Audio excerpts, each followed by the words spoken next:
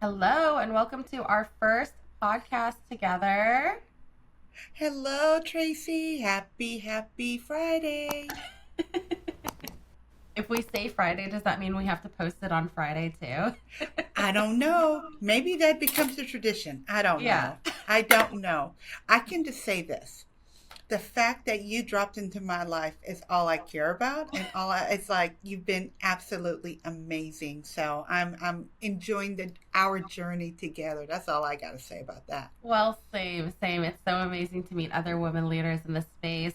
Let's introduce ourselves though. So, my name's Tracy. I'm the CEO of a company called This Labs in Atlanta. I do a lot of stuff in the health and life sciences space. I sit on the Tag Digital Health Board, and Seppi and I met a few months ago, which is so crazy because I feel like we should have met at least a year ago. Uh, but you want to introduce yourself? Yeah, exactly what Tracy said. Like, where have you been my whole life? But my name is Seppi Browning. I've been in technology and healthcare probably 20, 25 plus years. Um, and I'm very active in our what I call the healthcare IT ecosystem here in Georgia. I am the technology leader at Piedmont Eastside Medical Center. I'm in Snellville, so not many people kind of travel to that area. But yeah, we're deciding to kind of get together, Tracy and I, and kind of talk through a lot of stuff that we are coming across in our landscape and things that we're starting to interact with each other on, right? Yes, yes. Seppi, you totally undersell yourself because I don't know if you're the president of Georgia Hymns or president elect or how you guys consider that, but Yeah, it's a pretty big elect. deal. Well, thank you. Yeah, our fiscal year is from like a July start Hmm. to the next, June. So I'll be taking the reins in that amazing opportunity starting July of next year. Yeah. So And Seppi does so much stuff. I mean, you do so much stuff in the healthcare space. I mean, I know you guys have your annual conference coming up. that's right. That's right. Well, yeah. So the Georgia chapter of hymns, and did you know that the chapter presence and the concept of the Mhm. chapters for the national hymn started here in the state of Georgia? No, that is amazing. I did not Yeah, know that. yeah, and it started at Georgia Tech. Oh, So, wow. I think Georgia holds a lot of that tradition and history and culture just seamlessly in a lot of Yes. the stuff that we do, and whether we're trying to offer these different um, means and opportunities for us to network and engage, and we are an example of that, of trying to just put ourselves out there and meet new people, and um, tag digital health, Georgia hymns, a lot of amazing organizations in our ecosystem that do just that and help us connect.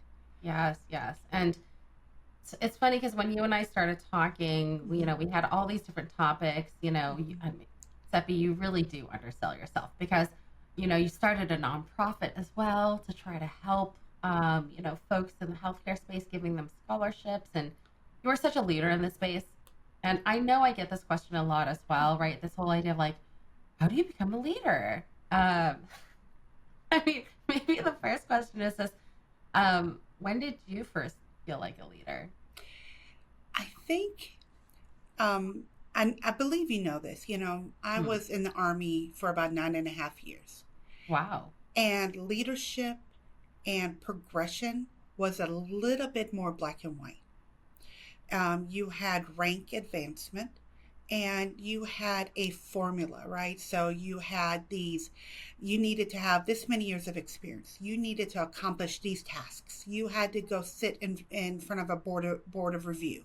You had to do, like, there was a very much a checklist, and the mentorship that was embedded in that organization was much clearer. The ones in those ranks had the responsibility of growing their replacements and the individuals coming up in those ranks. It was it was an expectation, and it was very much documented, and something you could study and figure out and plan. And I think we all know on the civilian side, not just healthcare, but even in the world of corporations and different industries or whatever, it's not that black and white. It is a little bit more um, and just just a little bit more based on the who you know, with a balance of what you know, and then with a balance of your networking skills and education, and based on that industry maybe some certifications. But it's a balance, but that formula is not something you can clearly articulate to an individual and say, here's your blueprint, right? And Yeah. this is how you can make it happen. So coming out of the military and into the civilian side, to answer your question, I went all the way around, didn't I? But to answer your question, I think you don't automatically see yourself in those roles if you don't have those titles immediately. Mm, But I think what happens is when people start coming to you and they're asking for, re, you know, reaching out and asking for you to support them, to mentor them, to guide them in their journey. To me, that is a sign of being a leader in the space, no matter what one might be viewing themselves at or what their title might officially be. And that's where I feel like we all have a responsibility, that we should be open to that. And when someone reaches out, it is such a honor, and we all should take that opportunity to share whatever we have in ourselves with them, and it inadvertently becomes a learning experience for yourself as well. And yes. that's the part of that journey that I absolutely love, being able to connect with people and just like talk and share, And health. and Yeah. it might bring value to them. I hope it does. But Mhm. those interactions are growing opportunities for both parties. That's amazing. I mean, I think you hit the nail on the head when you were talking about this idea of titles. I think a lot of people that I've talked to are, oh, I really want to be more in leadership, so I really want a manager title, and hey, I can't do this until I have the title because I'm not told to. Mhm. Or, I think we mentor a lot of folks. I'll mentor a lot of folks, let's say from the junior to senior level, right? And um, it's like, well, why didn't you take ownership? That there was a gap that needed to be addressed. Why didn't you just do it? And I think the people who become leaders or are on the path to become leaders, or if you want to put yourself on the right path to be leaders, you should be asking yourself those questions. Hey, this wasn't done right, and I see a problem, and it's not my problem, but all of a sudden I think leadership is a lot about taking the responsibility, talking about we, figuring out how we as a team can get better. And yeah, you can just like you said, from a community perspective, you can be a leader in all ways. I mean, you talk about community. You and I do so much community related stuff, right, to help the Mhm. ecosystem. And I just can't help it.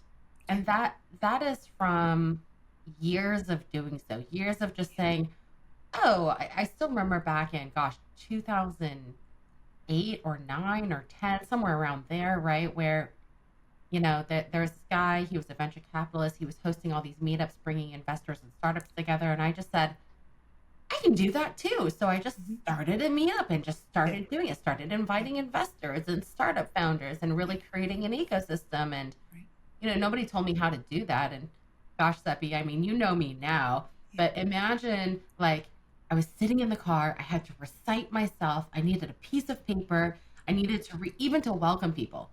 I Mhm. was like, my hand was shaking, and Yeah. I was like, Yeah. welcome to this blob, Yeah. and you see me now. And, leadership really does show itself in all different forms.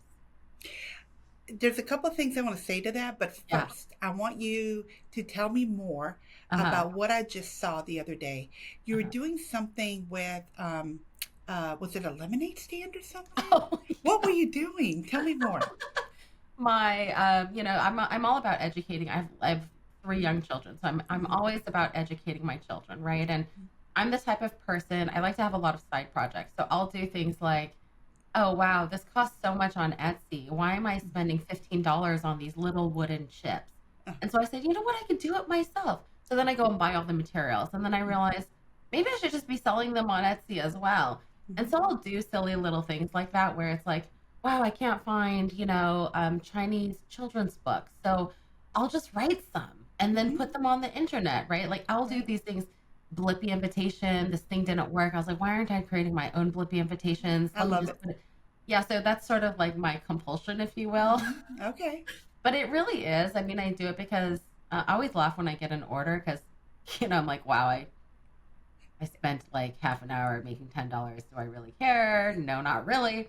But, my husband convinced me that I'm doing it for my children, right? Like if you, like creating a foundation to where, oh, in a few years, if this is more successful, then they can do it themselves. So, It is. You're absolutely a role model. And I think what you just touched on is it's kind of who we are, right? mhm, I'm just as involved with scouting. I was in yeah. Scouting of America for 21 years. Mhm. And it was I believe through that I was able to give so much back to the community. Mhm. We had, whether it was road cleanup, whether it was doing something around the holidays at the church or whatever, it was the most, um, uh, what do you call, um, complimentary experience to my soul, and I got to spend time with my kids like you said, and just learn skills that I would have not been always able to teach them. And the fact with my military background, it just was such a seamless Yes. um, curriculum, because Yeah. again, in scouting you have rank advancements that it was easy for me to absorb and understand and support. So but it is part of kind of who we are to just jump in with two Yes. feet, right? It can be developed too, right? Like you can be not good at something and Oh, then hmm, decide you're going to be good at something, and then at some point in time it becomes you are. second nature, right? Yeah, Like then you are. yeah, and Yeah. you can gosh, I still remember one of my first events that I said I could help host. It was this event called DevOps Days, and oh my gosh, the lunch was a disaster. I mean, I don't even want Hmm. to talk about how awful the lunch. I mean, Yeah. it was an embarrassment, Hmm. but you get up and you go and you sort of, but all of the stuff can be learned. You know, people often misunderstand this idea of leadership, right? Like I can't, there's been a lot of conversations I've heard recently about like, what does it mean to manage? What does it mean to lead, et Hmm. cetera, et cetera. What do you think are some of the biggest misconceptions? And what you just said about the lunch being disaster, I Uh-huh. was about to tie that back because again, being a leader, you yourself, individuals on your team, or Mm-hmm. your colleagues, there will be disasters. Mm-hmm. There might be small, blips, but there could be disasters. And especially in the world of technology and how we impact our caregivers and how they do stuff. And we're touching patients. Mm-hmm. And there are little things can be disastrous. And I think what separates us in being a leader or being someone that people does have that comfort of coming to, right, for whatever, is how you handle that. Mm-hmm. Because if we're just gonna run around with our head on fire, or do the blame game, or try to set up a negative culture, all of that sets up everyone around you for failure. And to me, that is a component of, again, what makes you a leader. Back to that initial, is the fact that all of that makes you the leader. You can be, um, whatever title, but how you bring up your opinions, because words matter, right? The words you use, your body language of how you're bringing forth an issue or bringing forth an opportunity will set the tone in that room. Will set that tone with everyone around you, Hmm. and those are all examples of how one can, um, present themselves in a positive form, and what leadership is after all, right? Yeah. So, I mean, yeah. I love that. I even reflect back on my journey right now. I'm definitely at a place where I always want to grow. I always want to push myself, but I also know what I'm really good at, and I Mm-hmm. also know what I'm not good at. Mm-hmm. I think part of being a leader is also identifying those things and then deciding for yourself, is what I'm not good at what I want to practice and figure out and learn right now, or do I not? Like, and that Well is said. not a black and white decision. That is just sort of a, where am I in my life? Where am I Right. in the time of the year? Yeah. Do I really think this brings value? Yeah. Because you can do something and just still be awful at it. Yeah. Um, I like to say double down on what you're good at. And I very much know what I'm not good at. And But as you get more seasoned or more in tune with yourself, like you yes, said, you might choose to not want to do something, right? yeah, You're yeah. like, this is something that I don't enjoy doing, Hmm. but you know it's valuable.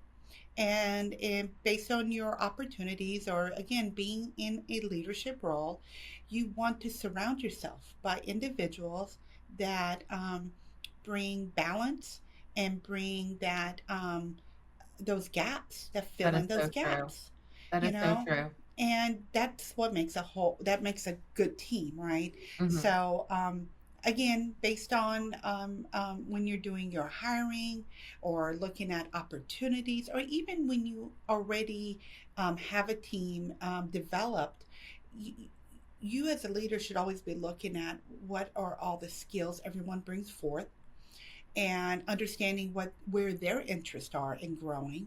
Hmm. And you should always be looking at what that um, and I use the word gap, and I don't mean that in a negative tone, but you need to understand what that variance is, so that you can be leading that team towards fulfilling that variance. And it might be development for them, or it might be a skill set that you need to, bring on, and try to keep moving not just yourself but your whole team towards that um, team visibility and success rates. So I true. think, I think it's something that should be in everything you do, not Yeah. just once a year. Oh, let me look at this. It's something that should be continuous and a part of everything you do. Yeah, this idea, when you speak about things like that, it kind of makes me feel like this idea of being a leader is really not, it's serving a purpose within a greater team, right? You talk about surrounding yourself with Yes. people who sort of, if you know you're good at one thing, then you need somebody to counterbalance this. Like, I'm very good at starting things. Mm-hmm. I'm not the best at sort of like at the 60% rate, right? Like sort of following through. So, my CTO is very good at that. So I can sort of pass off the baton to Yeah. him and say, like, okay, and he's great at managing that through. Sure. Um, but I do think that's an interesting thing you say, because as a leader, you're really just playing another part. Um, we like to do, I love escape games, escape rooms. Yeah. Yeah. And it's really funny, actually, when you put a group of people who have been working together for a while in an Mm-hmm. escape room, Yeah. and all their personalities come out, right? Like, Yes. okay, this person, he's ego driven. He needs to be the person in front, and then like, okay, Yeah. this person is just waiting for somebody to call on them. Yeah. This Yeah. person is the one that's like helping. This person's quietly thinking until they have a really good idea, and then they'll tell it. Yes. I love it when I've done that twice for team building. Uh-huh. And I love that. And then I've also done it, I think 4 or 5 times now with my family. Oh, really? Yeah, yeah. So, my husband's in the healthcare IT space too, Hmm. but he's a real, techie person. And then I have two older sons, as you know, and so it was a very active experience. Yes. And I literally, you're so right. I stepped back and I was like seeing the different side of my children. I mean, they're young men, but I'm like Yeah. going, oh, so that's how this is how they Yeah. handle this or that. But yeah, I love those experiences and opportunities where you get to know each other. Yeah. And and again, back to your initial question about, what is a leader, right? Hmm. And it's so important to be in tune with that, what each of the individual's persona Hmm. and skills And and what they want to. adaptability, yes, and where they are with this whole mindset of, some people are exactly happy with what they're doing it, how they're doing it, and that's where they want to be for the rest of their career. And then there's others that want to continue to grow. um, I got to give a shout out to Piedmont. In their evaluation, Hmm. they actually have an area of, like, your interest in growth. They want to capture that. I thought that was pretty cool. Like, they want to know exactly where you want to go, what you want to do, and they capture that. I thought that was pretty cool. So, and that's something that, again, as a leader, it's not just having that one time a year annual, review, or that maybe other semi-annual meeting. It should be something that you're in tune with your people.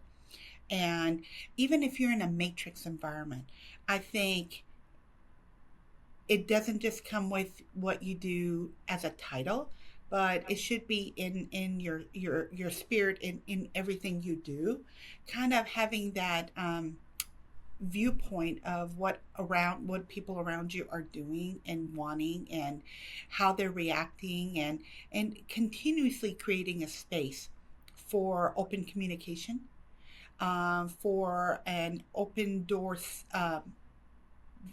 spirit, where it might be conceptual or virtual door, whatever, but where they can come to you and say, this isn't going right, this doesn't feel right, this doesn't sound right, to be able to have those open communication, and to ultimately provide support and bring value to your teammates so that they are successful in Yeah. whatever they're trying to do.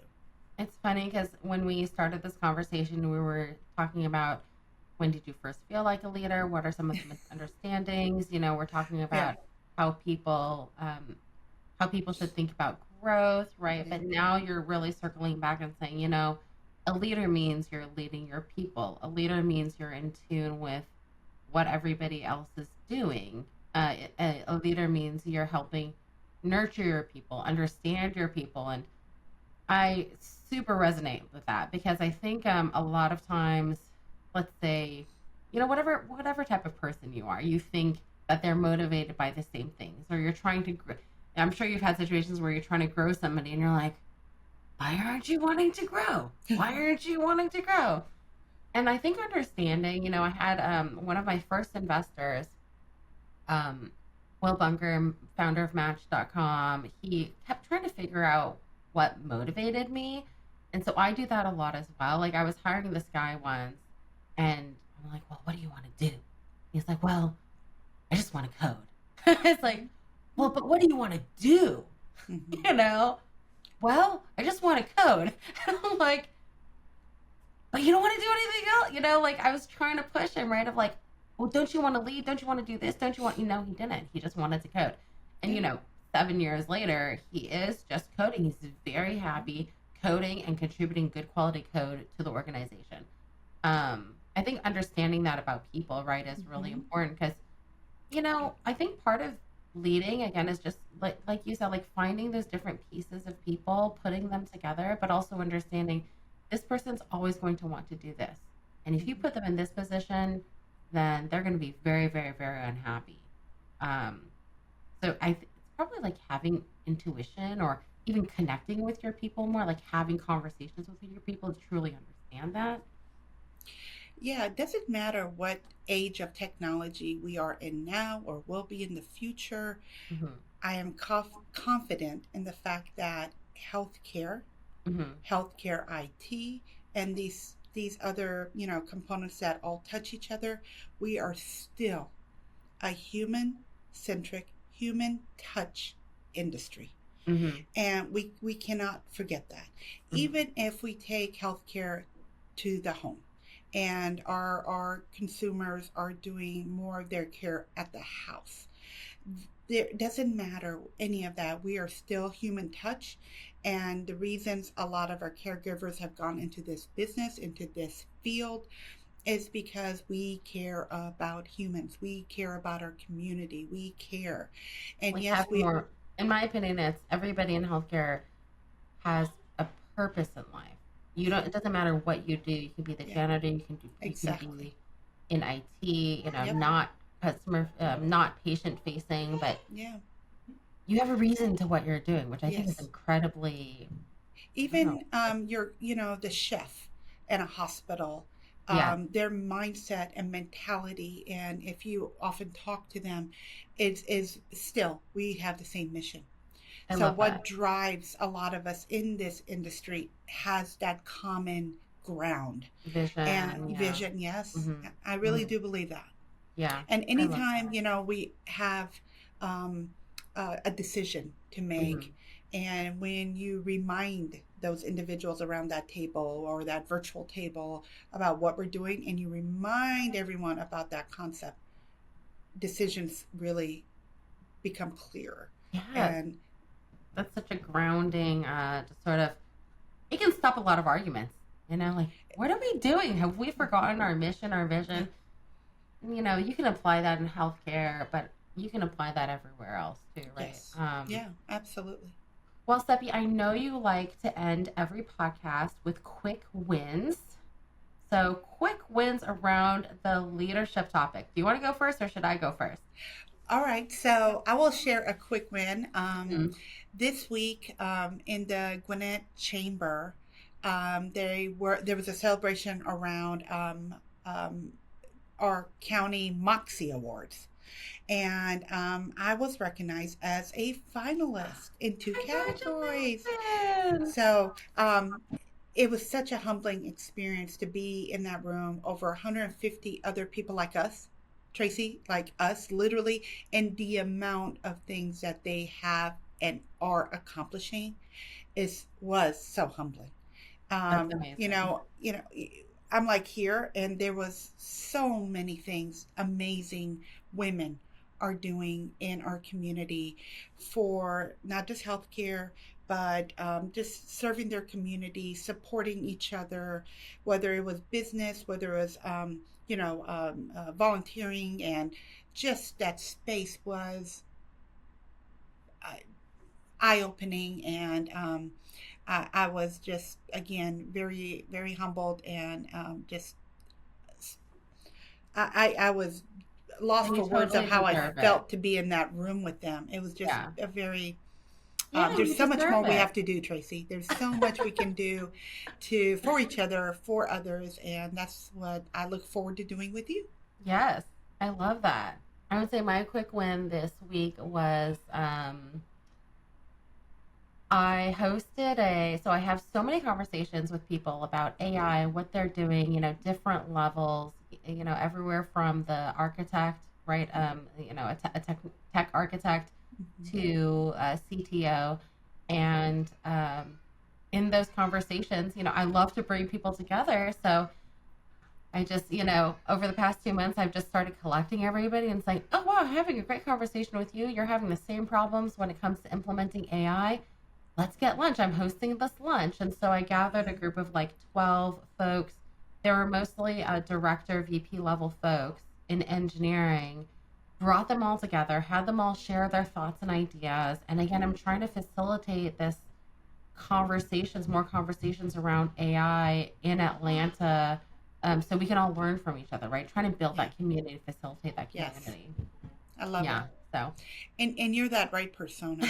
You are. You're perfect for bringing people together on common grounds and just talk, like you said. Just talk. Yes, yes. Well, more to come, y'all. Check out our next episode. You'll be seeing more coming out from us. Seppi, where do we find you online? Where do you find me? Well, on LinkedIn. I'm very active on LinkedIn, and you will see Seppi or Seppiday Browning. You know how it is. We have to connect it with Clear ID. So, Yes, yes. anyways, but yeah, very active on LinkedIn. Happy to That is connect. so funny because I didn't. That explains why you're not Seppi and you're Seppi Day on link. That's hilarious. I don't have a choice. Yes.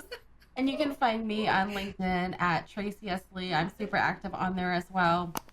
Or on X if you're ever on X at Lady Lead. I feel like that's where more of my like intense tech community is, if you Okay. will. But we'll see you next time and hopefully you guys enjoyed our first episode. Talk to you soon. Bye, Trace.